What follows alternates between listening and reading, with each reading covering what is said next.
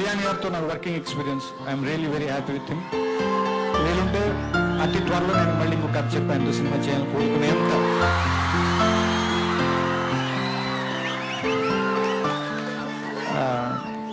తెర మీదే కాదు నిజ జీవితంలో కూడా హీరో.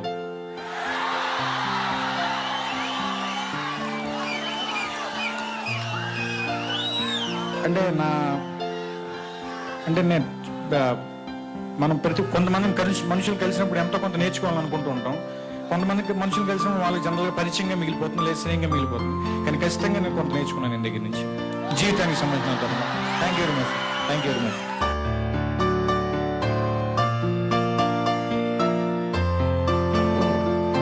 తర్వాత పవన్ కళ్యాణ్ అంటే ఆంధ్ర యూత్ అంతా ఎలా పడిచేశారు, అలాగే వాళ్ళతో పాటు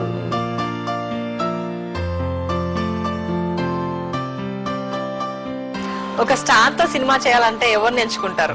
రామ్ చరణ్ తేజ, మహేష్ బాబు, జూనియర్ ఎన్టీఆర్, ప్రభాస్.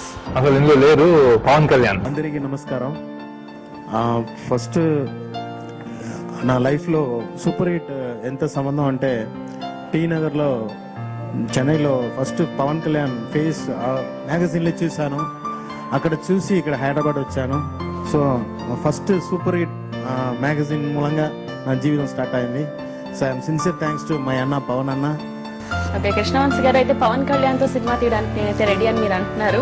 సో ఒకవేళ ఆయన కూడా ఏంటంటే ఏ డైరెక్టర్ అంటే రెడీగా ఉంటాడు. Pawan Kalyan is a huge star.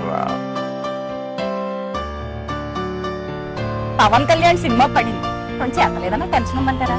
అబ్బో టెన్షన్ అది మీకు చెప్పాలంటే ఒకటి, ఇది ఏంటంటే ఆడియో ఫంక్షన్ అనమాట. ఆడియో ఫంక్షన్ అప్పుడు పవన్ సార్ వచ్చి ఒక మ్యాగ్నిట్యూడ్ పర్సనాలిటీ కూర్చున్నారు ఇలాగా. అవును, అంత క్రేజ్ ఉందని నాకు తెలుసు. కానీ ఆడియో ఫంక్షన్ వచ్చేటప్పుడు ఆ క్రౌడ్ ఒకటి నుంచండి, నాకైతే ఈ రెండు నీళ్ళు ఉన్నాయి కదా అంటే బిల్డింగ్స్ ఫ్రమ్ బేస్మెంట్ వీక్ అయిపోయింది, ఫుల్ వీక్ అయింది బేస్మెంట్. నేనైతే షాక్ చూసి, కానీ రజనీకి చూసాము, అజిత్కి చూసాము, ఇది నేను చూసింది మ్యాడ్నెస్ అనమాట. ఇది చాలా పర్సనల్ గా ఉంది. దాని తర్వాత ఆయనతో మాట్లాడేటప్పుడు అంటే సినిమా చేస్తున్నప్పుడు తెలియదు సంతోషం, సినిమా చేసేటప్పుడు ఇదంతా తెలిసి ఉంటే ముందు నుంచి నీసు వీకు. అదే వినండి. సో ఆయనతో చెప్పాను సార్ అలా ఉంటుంది, కానీ ఇది నాకు మునిగిందంటే భయంగా ఉంది. అంటే ఇది ముందే తెలుసుంటే అన్నారు, ముందే తెలుసుంటే చెప్పు, ముందే తెలుసుంటే మంచిది నీకు తెలియదు అన్నారు.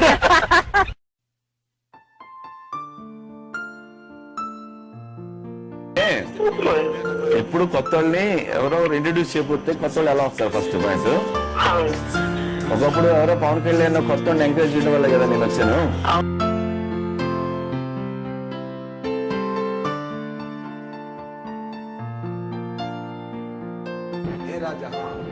అని ఒక సాంగ్ నేను పబ్లిక్ వెళ్ళి ఆ సాంగ్ చూసినప్పుడు తెలిసింది ఎందుకు ఆయన ఆ సాంగ్ అడిగారని.